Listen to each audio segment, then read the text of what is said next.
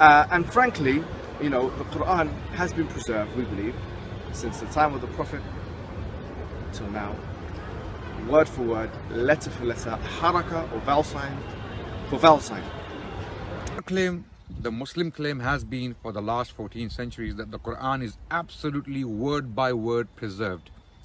I repeat, our claim about the Quran, and we stand by that claim to this day, in 2020, we stand by that claim, that in the light of evidence and otherwise, the Quran is preserved word by word. There is not a book on the planet Earth in human history that has been preserved like this, in its reading, in its articulation, in its pronunciation, in its preservation.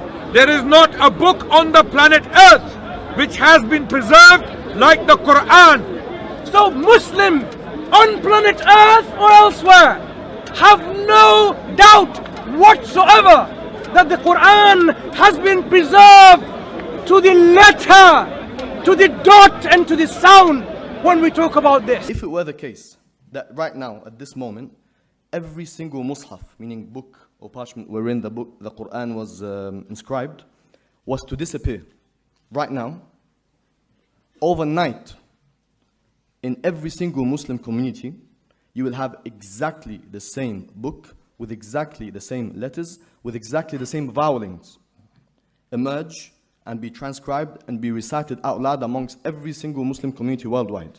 There has never been two copies of the Quran that are different even in one letter or one word. Is that true? It's not true. If you were to compare two printed Qur'ans, you're going to see differences between them. Quran is one. You go to Indonesia, all the way back to America, passing by Morocco, Syria, Saudi Arabia, it's the same Quran. Even if we were to burn every single copy of it, the following day, more than 100 million person who memorized the Quran would sit down and write it to the exact same dot. And the Quran, there's only one Quran. There are no various versions or whatnot. It's one standard copy of the Quran across the Muslim world. And really, there's not been any variant versions of the Quran. The Quran is the Quran for all sects and schisms and groups of Islam.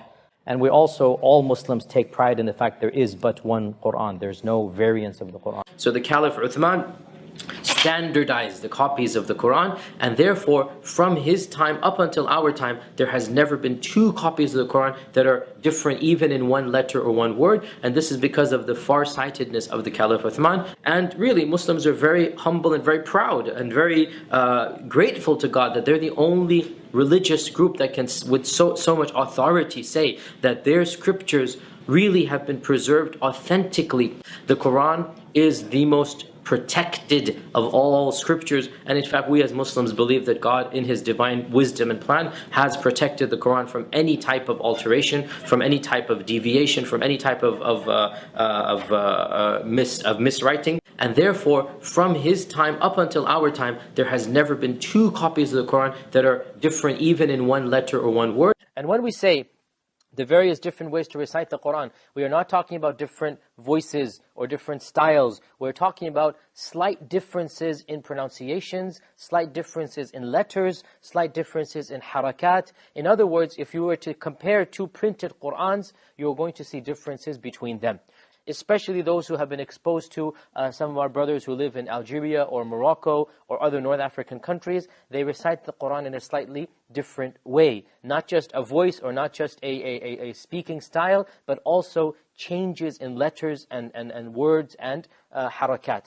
And these variances are memorized at specialized institutions known as the schools of the qira'at. Cuts away at the sense of complacency that many Muslims have gone around with, thinking that, okay, everything has been preserved dot for dot, letter for letter, the way it was revealed to the Prophet Muhammad, peace be upon him, with no variation or change whatsoever. So, that it cuts at that general sense, which actually is not a scholarly way of thinking about the Quran. Our scholars have always known and have always described in our classical books variations and manuscripts, like, it's read like this by Ubay bin Ka'b, it's read like this by Ibn Masud and so on. And in the Codex of Ibn Masud, it was seen to be written like this. In the Codex of Ibn Ubay bin Ka'b, it was seen to be written like this with this or that variation. So these were always known in scholarly circles to have existed.